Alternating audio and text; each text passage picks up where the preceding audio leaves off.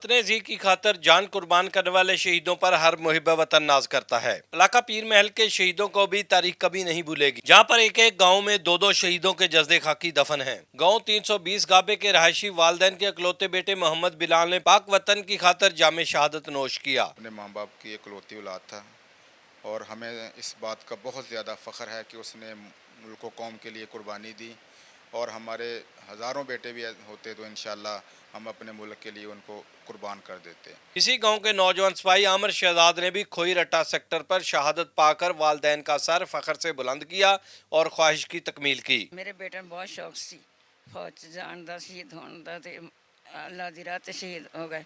अपने बेटे का बहुत फ़ख्र है, उसने शहादत हासिल की है।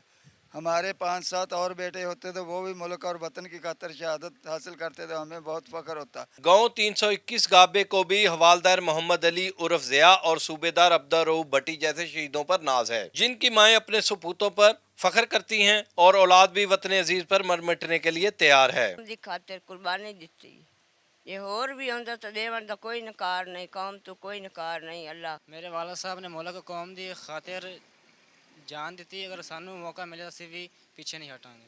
प्यारे वतन पर जान कुर्बान करने वाले खुद तो शहादत के मर्तबे पर फायज होकर अमर हो जाते हैं, साथ ही अपने खानदानों का सर भी फख्र से बुलंद कर जाते हैं। कैमरामैन नवीद महमूद के साथ Mohammad Khalid MK, ARY news, Pir महल।